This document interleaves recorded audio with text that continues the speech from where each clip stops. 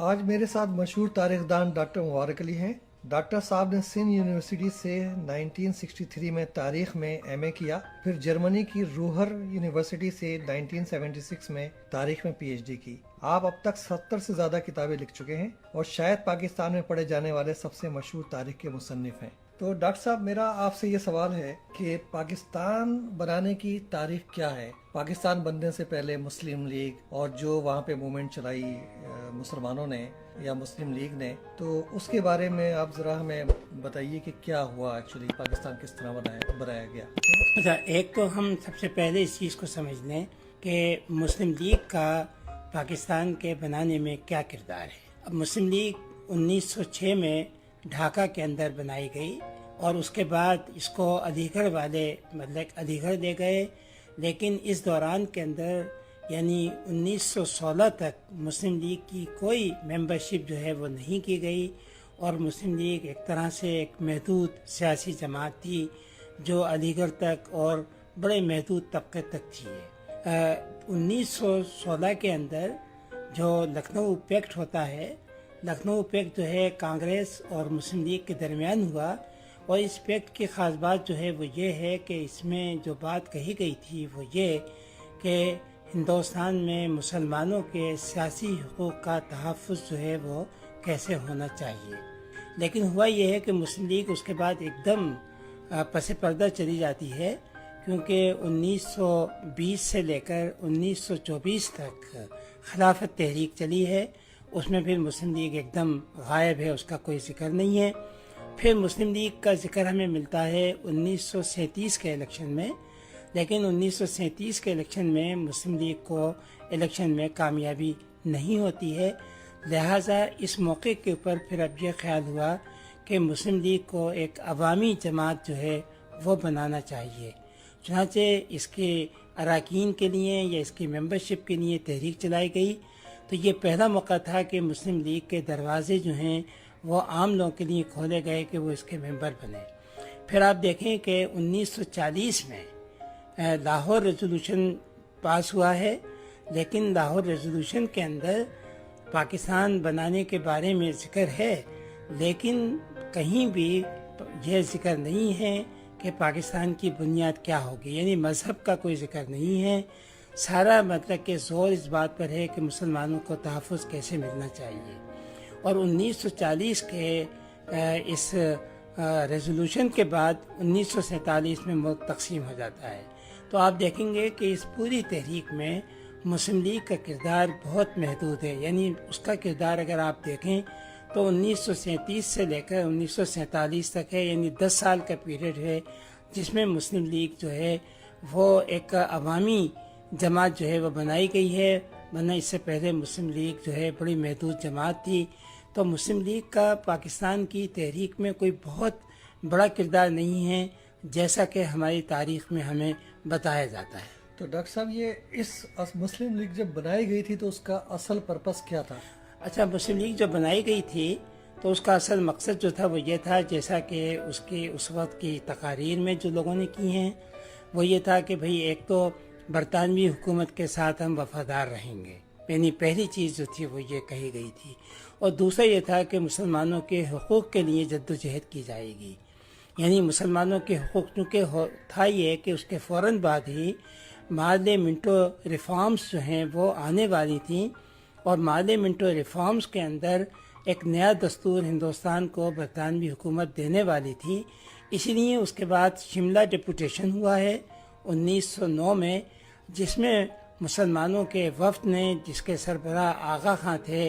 برطانوی حکومت سے یہ مطالبہ کیا تھا کہ مسلمانوں کے علیحدہ سے ان کے الیکشن ہوں گے، یعنی سیپریٹ الیکٹریٹ کی بات جو ہے وہ کہی گئی تھی۔ لیکن جیسا میں نے ابھی کہا کہ 1916 میں جب لکھنؤ پیکٹ ہوا ہے تو جناح صاحب اس بات پہ تیار تھے کہ اگر مسلمانوں کو حقوق مل جائیں تو وہ سیپریٹ الیکٹریٹ کا جو اصول ہے اس کو وہ ختم کرنے کو تیار ہیں۔ تو ڈاکٹر صاحب، جو لوگ کہتے ہیں کہ ایکچولی پاکستان بنانے میں فیوڈلز کا بہت بڑا ہاتھ تھا اور اس کی مخالفت جماعت اسلامی نے اس وقت کی تھی، تو اس کے بارے میں آپ کیا کہیں گے؟ اچھا دیکھیں، اس وقت جو مذہبی جماعتوں نے مخالفت کی تھی اس کی دو وجوہات تھیں۔ ایک تو جمعیت علماء ہند تھی۔ جمعیت علماء ہند کا کہنا یہ تھا، یعنی بڑے وہ فلسفی یعنی انداز میں ان کا کہنا یہ تھا کہ قوم پرستی کی بنیاد جو ہے وہ علاقہ ہوتا ہے، چونکہ مسلمان ہندوستان میں رہتے ہیں لہٰذا وہ ہندوستانی ہیں، ان کو مذہب کی بنیاد پہ تقسیم نہیں ہونا چاہیے۔ لیکن جماعت اسلامی کا جو کہنا تھا وہ یہ تھا کہ قوم پرستی کی بنیاد جو ہے وہ مذہب ہوتی ہے، مسلمان ایک علیحدہ سے قوم ہیں، لہٰذا مطلب کہ وہ اس لیے مخالف تھے یعنی پاکستان بنانے کے۔ ان کا یہ خیال تھا کہ مسلم لیگ میں مغرب کے تعلیم یافتہ نوجوان ہیں جن کو مذہب کے بارے میں کچھ پتہ نہیں ہے، اس لیے اگر یہ ملک بنائیں گے تو وہ ملک جو ہے وہ مذہبی بنیادوں پر نہیں ہوگا۔ اسی وجہ سے پاکستان بننے کے بعد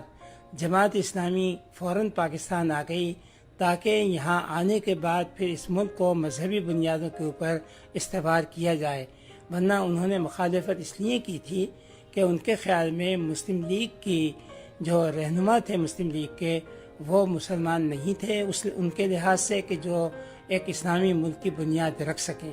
لیکن بعد میں انہوں نے پاکستان کو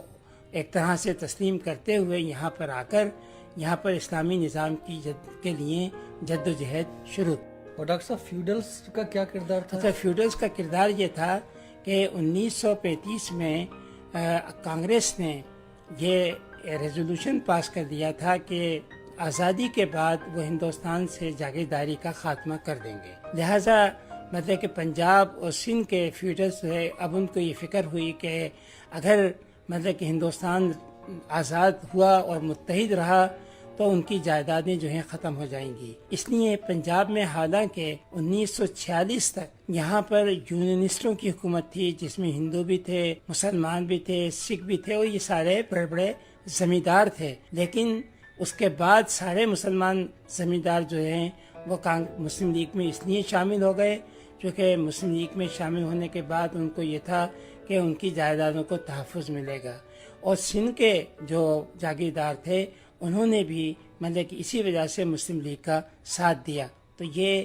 جاگیردارانہ طبقہ جو ہے پنجاب اور سندھ کا، اور یو پی کا جو طبقہ تھا جو پاکستان کے ساتھ ہوا، حمزہ علوی کا جیسا کہنا ہے کہ یہ تنخواہ دار یا نوکر پیشہ لوگ تھے، ان کو یہ تھا کہ ہندوستان میں یعنی متحدہ ہندوستان میں رہتے ہوئے ہندوؤں کے ساتھ وہ جد و جہد نہیں کر سکیں گے ملازمتوں کے لیے، اعلیٰ عہدوں کے لیے، تو ان کا یہ تھا کہ الگ ملک بن جائے گا تو ان کے لیے مطلب کہ اعلیٰ عہدے جو ہیں وہ بلا مقابلہ کھل جائیں گے، لہٰذا یو پی کے متوسط طبقے کے تعلیم یافتہ لوگوں نے اپنی ملازمتوں کے لیے، سندھ اور پنجاب کے زمینداروں نے اپنی جائیدادوں کے لیے پاکستان کی حمایت۔ ڈاکٹر صاحب اس میں دو باتیں میرے ذہن میں آتی ہیں، ایک تو یہ کہ جو ہندوستان کی لیڈرشپ تھی جس کو کانگریس کی لیڈرشپ ہم کہہ سکتے ہیں، اس کا ویژن بڑا کلیئر تھا کہ انہوں نے پہلے سے اعلان کر دیا کہ ہم فیوڈلزم ختم کریں گے اور ملک کو ایک سیکولر ملک بنائیں گے، کیونکہ وہ یہ لیسن یورپ کی ہسٹری سے سیکھ چکے تھے۔ یورپ میں جو کچھ ہوا تھا کہ انہوں نے سینکڑوں سال کی جدوجہد کے بعد ان دو ایکسٹریکٹیو انسٹیٹیوٹ کو ختم کر دیا تھا وہاں پہ۔ تو انڈیا میں جو لیڈرشپ تھی، کانگریس کی لیڈرشپ تھی، یہ گاندھی ہے یا شاید نہرو، مجھے نہیں پتا اس کے بارے میں، لیکن گاندھی، ان کا ویژن بہت کلیئر تھا کہ ہم دو چیزیں جو ہیں وہ ختم کریں گے، یعنی ملک کو ایک سیکولر بنائیں گے اور فیوڈلزم کو ختم کریں گے۔ جبکہ ہماری مسلمانوں کی لیڈرشپ جس میں آپ قائد اعظم ہیں یا کچھ دوسرے لیڈرز ہیں، ان کا مجھے نظر نہیں آتا کہ کلیئر ویژن تھا۔ انہوں نے کنفیوزنگ اسٹیٹمنٹ دیے ہیں کئی مرتبہ قائد اعظم کی، کسی جگہ انہوں نے یہ کہا کہ ملک جو ہے وہ سیکولر ہوگا اور state has no business with religion, انہوں نے یہ بھی ایک کہا ہے، اور پھر بعض اوقات انہوں نے یہ بھی کہا کہ ہمارے لیے قرآن شریف موجود ہے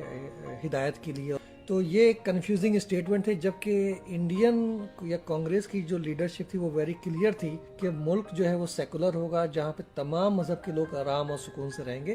اور فیوڈلزم کو ختم کیا جائے گا۔ تو آج جو ہے ہندوستان میں 20 ایکڑ زمین ہے میکسیمم لوگوں کے پاس، میجورٹی جو ہے about 78% جو ان کے پاس 5 ایکڑ یا اس سے کم ہے۔ تو اس کے بارے میں آپ کیا کہیں گے؟ اچھا دیکھیں، ایک تو یہ تھا کہ کانگریس پارٹی جو ہے وہ 1885 کے اندر بنی تھی، اور اس پارٹی کو بنانے والے جو تھے وہ کوئی فیوڈلز یا جاگیردار نہیں تھے، بلکہ یہ متوسط طبقے کے لوگ تھے، جن میں سے کافی اکثریت جو تھی وہ وکیلوں کی تھی، یا مطلب کہ دوسرے پڑھے لکھے لوگ تھے. تو ان کی سوچ اور سمجھ جو ہے اس کے اندر ایک ویژن تھا کہ ہندوستان کو آزادی کے بعد کیسا ہونا چاہیے. دوسرا یہ ہے کہ آزادی کی تحریک کے دوران ان کے ہاں باقاعدہ سے تیاری تھی کہ ملک کے آزاد ہونے کے بعد اس کا معاشی نظام کیا ہوگا، اس کا سیاسی نظام کیسے چلے گا، اس میں ریاست کے کون کون سے ادارے جو ہیں وہ قائم ہونے چاہیے، کن پر زیادہ توجہ دینی چاہیے. تو ایک ویژن مطلب کہ ان کا تھا، اور پلاننگ ہو چکی تھی، دستاویزات انہوں نے مطلب کہ تیار کر لی تھی. اچھا، جیسا کہ میں نے خود اپنے کچھ دوستوں سے جو مسلم لیگ کے قریب رہے، بڑے سینئر دوست، ان سے پوچھا کہ کیا کوئی معاشی پروگرام تھا مسلم لیگ کا. انہوں نے کہا نہیں، کوئی نہیں تھا. مسلم لیگ کے پاس کوئی نہیں تھا کہ ملک کے تقسیم ہونے کے بعد جب ملک بنے گا تو اس کی ریاست کا ڈھانچہ کیسے ہوگا، کون سے ادارے قائم ہوں گے، بیوروکریسی کو کیسے چلایا جائے گا، فوج کا کردار مطلب کہ کیا ہوگا، زمینداری یا جاگیرداری کا خاتمہ کریں گے یا نہیں کریں گے، یا کوئی زرعی اصلاحات بھی ہوں گی یا نہیں ہوں گی. اس قسم کا کوئی پروگرام جو ہے وہ مسلم لیگ کے پاس نہیں تھا. اچھا، اس وجہ سے قائد اعظم کی بات جہاں تک لوگ 11 اگست کی تقریر کا حوالہ دیتے ہیں وہ اپنی جگہ صحیح ہے، لیکن بات یہ ہے کہ قائد اعظم نے جب تو قومی نظریے کو مان لیا تھا تو ایک طرح سے انہوں نے یہ بنیاد تو ڈال دی تھی نا کہ قومیت کی بنیاد جو ہے وہ مذہب کے اوپر ہے، یعنی ہندو قوم، مسلمان قوم. جب ایک بنیاد انہوں نے ڈال دی تو اس سے آگے چل کر ظاہر ہے کہ جب یہاں پر مذہبی لوگ آئے تو انہوں نے اس سے پورا فائدہ اٹھایا، اور انہوں نے مطلب کہ پھر پاکستان کی ریاست کو اپنی مرضی کے مطابق بنانا چاہا. جناح صاحب بے شک اپنی زندگی کے اندر بالکل یعنی غیر مذہبی تھے، اور وہ ریاست کو مذہبی ریاست بنانا نہیں چاہتے تھے، لیکن انہوں نے کسی قسم کی کوئی اسکیم یا کوئی پروگرام جو ہے وہ نہیں دیا، اور نہ ہی فوری طور پہ کوئی دستور تیار ہوا. اس لیے ان کے بعد یہ ذمہ داری یعنی اس لیڈرشپ کے ہاتھوں میں آئی کہ جو پاکستان کو ایک سیکولر نہیں بلکہ ایک مذہبی ریاست بنانا چاہتے تھے. تو یہ خرابی ہوئی ہے مسلم لیگ کے کردار میں، مسلم لیگ کی جماعت میں، کہ جن کی کوئی تنظیم نہیں تھی، جن کا کوئی پروگرام نہیں تھا، جن کی لیڈرشپ کا کوئی ویژن نہیں تھا. تو کانگریس تو بڑی پرانی جماعت تھی،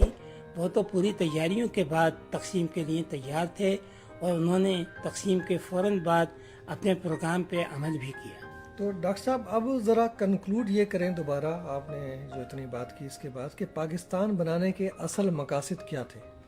دیکھیں، جو پوری ہم تاریخ پڑھتے ہیں پاکستان کی تحریک کی، اور جو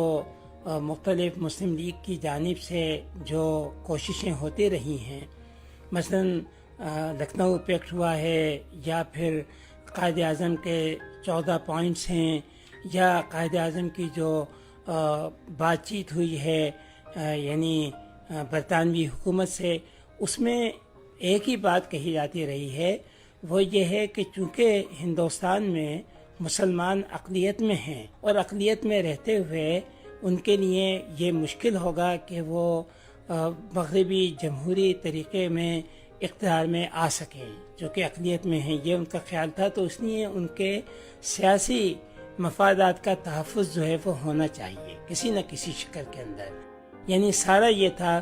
کہ جب ملک آزاد ہو تو اسمبلیوں کے اندر ان کی کتنی نشستیں ہونی چاہیے، یعنی ان کی اقلیت کے لحاظ سے ان کو زیادہ تحفظات جو ہیں وہ ملنے چاہیے اسمبلی کے اندر، پارلیمنٹ کے اندر، تاکہ ان کے سیاسی حقوق جو ہیں ان کا تحفظ ہو سکے. تو ہم دیکھتے ہی ہیں کہ زیادہ جو زور دیا گیا ہے پوری تحریک کے اندر، بار بار جو کہا گیا ہے وہ یہ ہے کہ مسلمانوں کے سیاسی حقوق کا تحفظ جو ہے وہ کرنا چاہیے. مذہب کو یہاں پر بہت بعد میں آخر میں لایا گیا ہے، مذہب کی بات نہیں کی گئی ہے، ہر جگہ سیاسی حقوق کی بات کی گئی ہے. یعنی جہاں بھی برطانوی حکومت سے بھی اور کانگریس کے ساتھ بھی جو مذاکرات ہوئے ہیں، اقلیت میں ہونے کی وجہ سے ان کا یہ تھا کہ ہمارے حقوق کا تحفظ کسی نہ کسی شکل میں ہو. اچھا، یہ جو مذہب کی بات آئی ہے یہ تقسیم کے بعد آئی ہے. تقسیم کے بعد اور جناح صاحب کی وفات کے بعد لیاقت علی خان اور جو مسلم لیگ کی دوسری لیڈرشپ تھی، اب ان کے سامنے مطلب یہ تھا کہ ریاست کو کیسے ہندوستان سے الگ شکل دینے کے لیے اس کو مذہبی جو ہے وہ بنایا جائے. لہذا مذہبی بنانے کی ریاست کو شکل دینے کی کوششیں جو ہیں وہ 47 کے بعد شروع ہوئی ہیں. 47 سے پہلے مذہب کو وہ اہمیت نہیں دی گئی تھی، نہ پاکستان کے بنانے میں مذہب کے کردار کے بارے میں کہا گیا تھا. ڈاکٹر صاحب، اپنا دوسرا ٹاپک جو ہے اس میں ہم بات کریں گے کہ پاکستان بننے کے بعد کیا ہوا، کس طرح ڈیفرنٹ قوتوں نے پاکستان کو شیپ کیا ڈیفرنٹ وے میں. لیکن میں دوبارہ ایک طرف ایک انڈیا کے بہت مشہور مسلمان جرنلسٹ ہیں اکبر صاحب، انہوں نے ایک بات کہی تھی کہ جو فرسٹ ٹائم الیکشن ہوئے تھے انڈیا میں مسلم لیگ نے 1937 میں، اس میں مسلم لیگ کو 2 سیٹس بھی نہیں ملی تھی. لیکن اس کے بعد انہوں نے اپنی سٹوری چینج کی اور یہ مسلمانوں کو بولنا شروع کیا کہ انڈیا میں اسلام خطرے میں. اس سے پہلے مسلمانوں نے کوئی اہمیت نہیں دی تھی مسلم لیگ کو، اور یہی وجہ تھی کہ مسلم لیگ بری طرح ہاری تھی 1937 کے الیکشن میں. تو اس کے بعد جب انہوں نے لوگوں کو یہ بولنا شروع کیا کہ اسلام خطرے میں، تب لوگوں نے اسلام کو بچانے کے لیے مسلم لیگ کو جوائن کیا تھا. آپ کا کیا خیال ہے اس کے بارے میں؟ اچھا، یعنی 37 کے الیکشن جو ہیں یہ ویسے ایک طرح سے ہیں ٹرننگ پوائنٹ.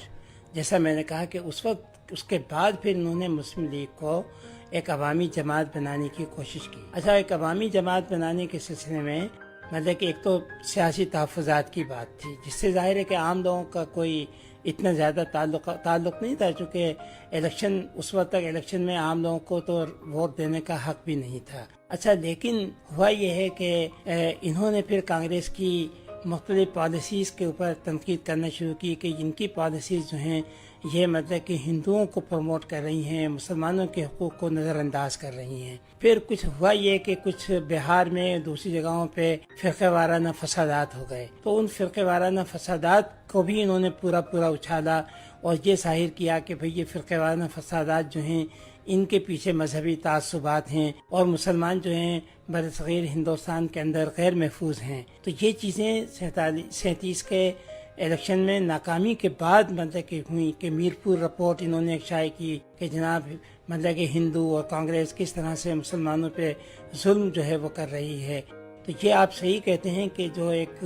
اسلام کا نعرہ جو ایک طرح سے اس کے بعد لگایا گیا ہے عام لوگوں کو متاثر کرنے کے لیے، وہ 37 کے الیکشن کے بعد لگایا گیا ہے. کیونکہ جو مسلمانوں کی اشرافیہ تھی ان کو تو اسمبلی میں سیٹوں سے مطلب تھا، عام لوگوں کے لیے ظاہر ہے اس میں دلچسپی نہیں تھی ان کو، تو لہٰذا ان کے لیے پھر مذہب کا استعمال جو ہے وہ ان کے لیے ضروری تھا، وہ مذہب کو استعمال کیا گیا.